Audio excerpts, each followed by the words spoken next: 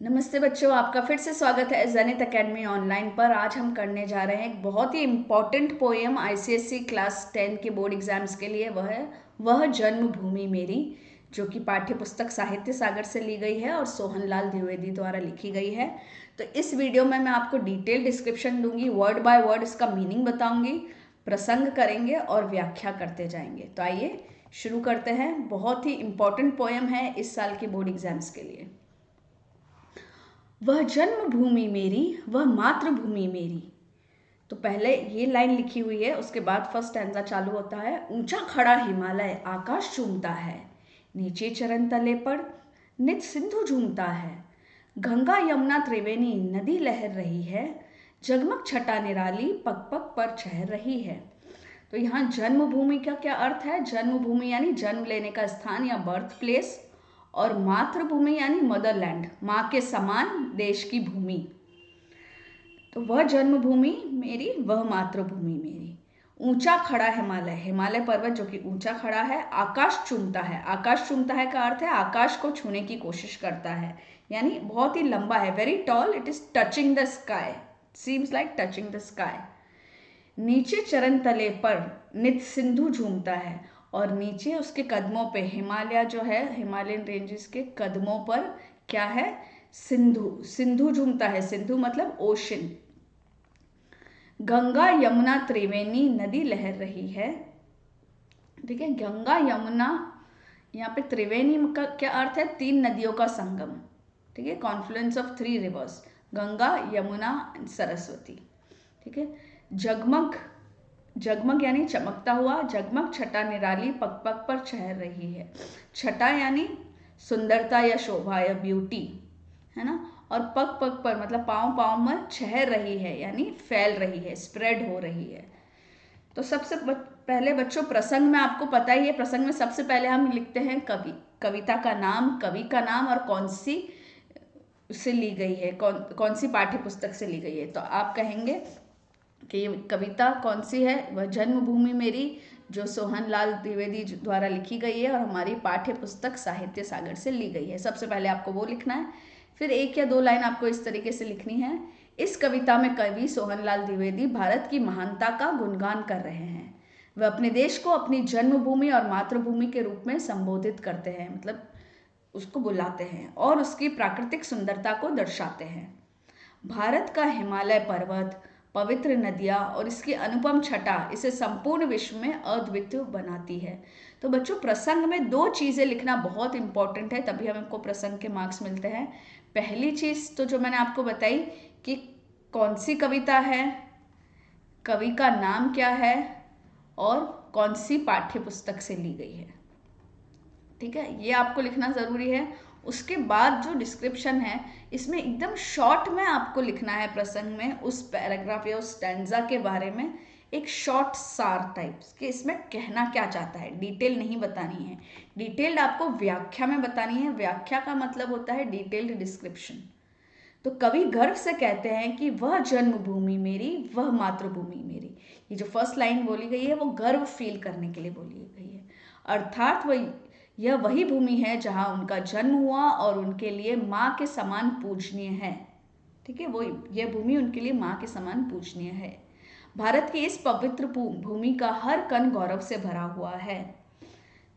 इसके बाद वे भारत के प्राकृतिक वैभव को दर्शाते हैं। हिमालय पर्वत अपनी ऊंचाई से आकाश को चूमता है, जो इसकी महानता को दर्शाता है। तो आकाश को चूमना मतलब इतना महान है, इतना बड़ा है। इसके विपरीत समुद्र यानी सिंधु इसके चरणों में आकर झूमता है, मानो इसकी गरिमा को स्वीकार कर रहा हो। फिर कवि भारत की पवित्र नदियों जैसे गंगा, यमुना और त्रिवेणी का उल्लेख करते हैं। त्रिवेणी मतलब संगम, डेल्टा, जो इस देश की आध्यात्मिक और पवित्रता की प्रतीक है। इन नदियों के प्रवाह से संपूर्ण देश में एक विशेष तेज और आभा फैलती है। तो ये किसको डिनोट कर रही है? तेज और आभा को। अंत में कवि बताते हैं कि भारत की सुंदरता हर दिशा में फैली हुई है, जिससे यह धरती जगमगाती और मनमोहक प्रतीत होती है। यह पावन भूमि अपनी प्राकृतिक सौंदर्य और सांस्कृतिक विरासत के कारण पूरे विश्व में अद्वितीय है। तो जब भी आप व्याख्या लिख रहे हैं, उसमें एंड में हमेशा कंक्लूजन में आप लिखिए कि कवि इसके द्वारा क्या कहना चाहता है। आइए चलते हैं दूसरे स्टैंजा की ओर। वह पुण्य भूमि मेरी, वह स्वर्ण भूमि मेरी। पुण्य भूमि का अर्थ है पवित्र भूमि यानी सेक्रेड लैंड। स्वर्ण भूमि का क्या अर्थ है बच्चों? सोने जैसी संपन्न और समृद्ध भूमि यानी golden land which is rich and prosperous, है ना। वह जन्मभूमि मेरी, वह मातृभूमि मेरी। ये लाइन्स तो मैं पहले भी आपको बता चुकी हूँ। झरने अनेक झरते, झरने यानी वाटरफॉल्स, पर्वतों से गिरने वाला पानी। अनेक यानी बहुत सारे, झरते यानी बहते हैं, जिसकी पहाड़ियों में, जिसकी पहाड़ियों में बहुत सारे झरने बहते हैं। चिड़िया चहक रही हो, चिड़िया चहक रही है हो मस्त झाड़ियों में। चिड़िया चहक रही है का अर्थ है मधुर ध्वनि में गा रही है, बर्ड्स मधुर ध्वनि में गा रही है। हो मस्त झाड़ियों में, मस्त होना मतलब आनंदित होना, जॉयफुल होना, मतलब मस्त होकर वो झाड़ियों में चिड़ियाएं चहक रही है, चॉपिंग कर रही है। अमराइया घनी है, अमराइया मतलब आम के वृक्षों का बाग यानी मैंगो ऑर्चर्ड्स। तो मैंगो, घने मैंगो ऑर्चर्ड्स है, ठीक है। कोयल पुकारती है, कोयल जो है वो पुकार रही है। बहती मलय पवन है। बच्चों यहाँ मलय पवन क्या होता है? मलय पवन यानी मलय पर्वत से चलने वाली सुगंधित हवा, ठीक है। मलय पर्वत साउथ इंडिया का एक पहाड़ का नाम है मलय। वहां से जो हवा चलती है उसे बहती मलय पवन है। तन मन संवारती है, तन मन संवारती है यानी शरीर और मन को ताजगी व प्रसन्नता प्रदान करती है, ठीक है। तो मलय पवन, मलय पर्वत से चलने वाली सुगंधित हवा, मलय को सुगंधित भी कह सकते हैं। तो इसका प्रसंग मैंने आपको पहले ही बोला, प्रसंग में पहली बात तो वही लिखनी है, कवि, कवि का नाम, कविता का नाम, पाठ्य पुस्तक का नाम, फिर उसमें कवि क्या कहना चाहने वाला है। कवि सोहनलाल द्विवेदी भारत भूमि की पवित्रता, समृद्धि और प्राकृतिक सौंदर्य का वर्णन कर रहे हैं। पहली ही लाइन में आपको पूरा बता देना है कि क्या हो रहा है। वे फिर उसको थोड़ा सा बड़ा करना है। वे अपनी जन्मभूमि को पुण्य भूमि और स्वर्ण भूमि, धन धान्य से परिपूर्ण भूमि कहकर उनकी सुंदरता का गुणगान कर रहे हैं। इसके बाद वे भारत की प्राकृतिक सुंदरता का चित्रण करते हैं, जहां पहाड़ों से झरने गिरते हैं, चिड़िया आनंद में चहकती है और कोयल की मधुर पुकार आम के बागों को गुंजायमान करती है। आइए डिटेल में व्याख्या पढ़ लेते हैं। तो व्याख्या का मतलब क्या होता है बच्चों? व्याख्या का मतलब होता है डिटेल्ड एक्सप्लेनेशन एंड एनालिसिस। उसको एनालाइज करके भी हम बताते हैं। तो कवि कहते हैं वह पुण्य भूमि मेरी, वह स्वर्ण भूमि मेरी, वह जन्मभूमि मेरी, वह मातृभूमि मेरी। यह पंक्तियां भारत के पावन और समृद्ध स्वरूप को दर्शाती है। यह वही भूमि है जहां उन्होंने जन्म लिया और जिसे वे अपनी मां के समान सम्मान देते हैं। भारत को पुण्य भूमि कहा गया है क्योंकि यहाँ अनेक ऋषि मुनियों, संतों और महापुरुषों की भूमि रही है ना। यह अनेक ऋषि मुनियों, संतों और महापुरुषों की भूमि रही है। इसे स्वर्ण भूमि कहना इसकी अपार प्राकृतिक और सांस्कृतिक संपन्नता को इंगित करता है, मतलब वहाँ की इंडिकेट करता है। क्या इंडिकेट करता है? कि भारत में बहुत ज़्यादा अपार प्राकृतिक और सांस्कृतिक संपन्नता है। इसके बाद कवि भारत की अद्भुत प्राकृतिक सुंदरता का वर्णन करते हैं। वे बताते हैं कि भारत के पहाड़ों से असंख्य झरने बहते हैं, इतने झरने बहते हैं जिसकी गिनती नहीं की जा सकती, जो इसकी भव्यता को बढ़ाते हैं। चिड़िया झाड़ियों में मस्ती से चहक रही है, जो यहाँ के वातावरण की खुशहाली को दर्शाता है। फिर कवि बताते हैं कि घने आम के बागों यानी अमराइयों में कोयल अपनी मधुर वाणी में गा रही है, जिससे वातावरण में एक सुरमयता घुल रही है। इसके साथ ही मलय पर्वत से चलने वाली सुगंधित पवन यानी हवा तन और मन को प्रसन्नता और ताजगी प्रदान करती है। यह वायु शरीर को शीतलता देती है और मन को शांति का अनुभव करवाती है। तो आइए चलते हैं तीसरे स्टैंजा की ओर। वह धर्म भूमि मेरी, वह कर्म भूमि मेरी। बच्चों जिस जिस नाम से संबोधित किया गया है वो याद रखिएगा, इंपॉर्टेंट क्वेश्चन बन सकता है। वह धर्म भूमि मेरी, वह कर्म भूमि मेरी, वह जन्म भूमि मेरी, वह मातृभूमि मेरी। ये वाली लाइन तो बार बार रिपीट हो ही रही है। धर्म भूमि क्यों क्या कहा गया है? धर्म और आध्यात्मिकता की भूमि, land of religion and spirituality. कर्म भूमि का अर्थ है कर्तव्य और परिश्रम की भूमि, कर्म है ना, land of duty and action. जन्मे जहां थे रघुपति, जन्मी जहां थी सीता। तो किसके बारे में बात की गई है इस लाइन में? रघुपति और सीता, है ना। रघुपति यानी भगवान राम, लॉर्ड रामा, है ना। उन्हें रघुपति क्यों कहा जाता है? क्योंकि वो रघु डायनेस्टी से थे। वंश और सीता मैया के बारे में तो आप सबको पता ही है। श्री कृष्ण ने सुनाई वंशी पुनीत गीता।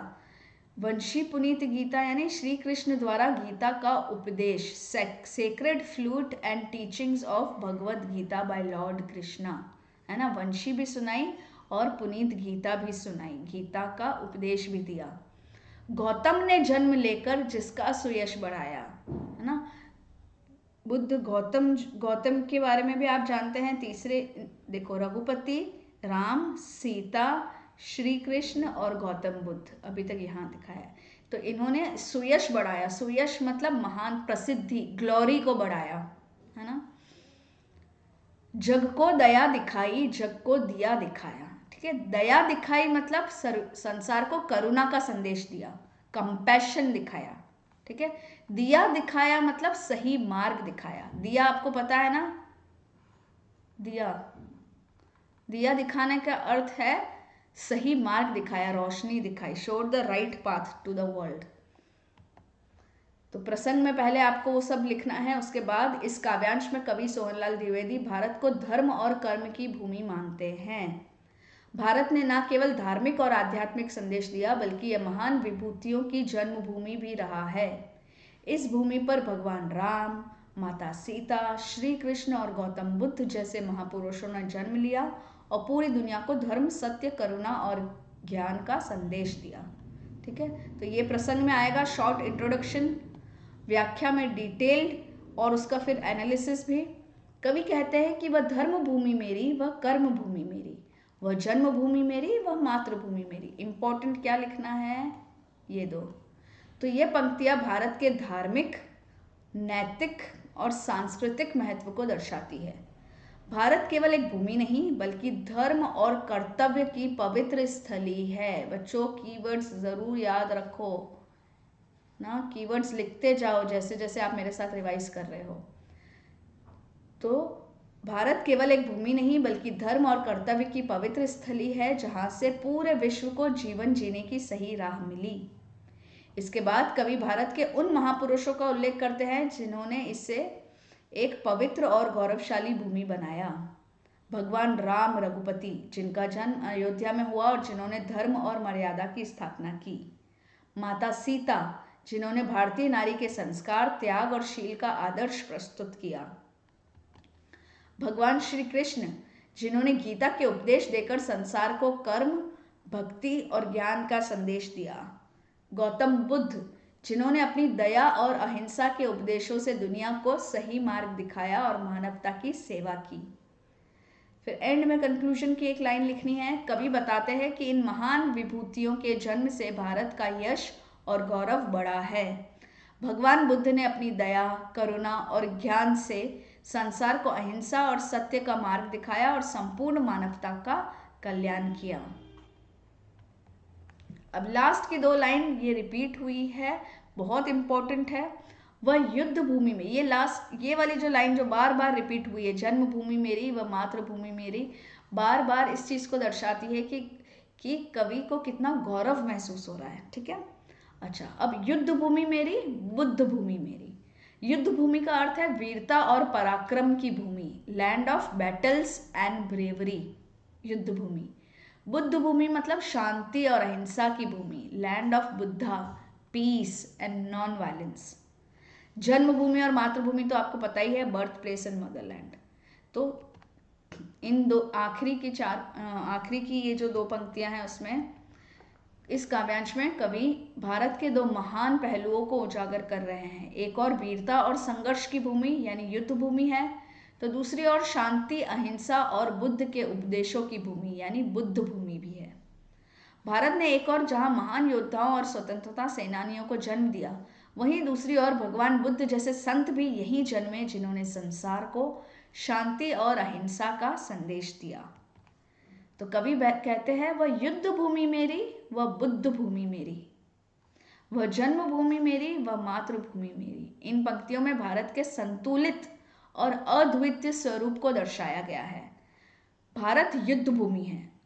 यह वह भूमि है जहाँ महाभारत और रामायण के ऐतिहासिक युद्ध हुए।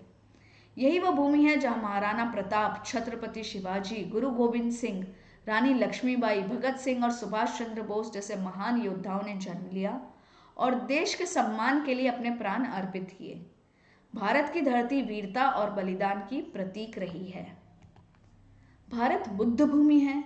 यह वही भूमि है जहाँ भगवान बुद्ध का जन्म हुआ और उन्होंने अहिंसा, करुणा और शांति का मार्ग दिखाया। यहाँ महात्मा गांधी जैसे नेता भी हुए जिन्होंने अहिंसा और सत्याग्रह से भारत को स्वतंत्रता दिलाई। तो कवि यह बताना चाहते हैं कि भारत न केवल पराक्रम और बलिदान की भूमि है बल्कि ज्ञान, शांति और आध्यात्मिकता की भी भूमि है। इसी संतुलन के कारण भारत दुनिया में अद्वितीय है। तो बच्चों, ये तो था हर एक स्टैंजा को लेके मैंने आपको अच्छे से उसके वर्ड मीनिंग्स बताते हुए आपको उसका प्रसंग और व्याख्या बता दी। अगले वीडियोस में मैं आपको इस पोएम की समरी दे दूंगी और फिर इम्पोर्टेंट क्वेश्चन आंसर्स। तो प्लीज़ चैनल पर बने रहिए और अपने एग्जाम्स की बहुत अच्छे से तैयारी कीजिए। All the very best.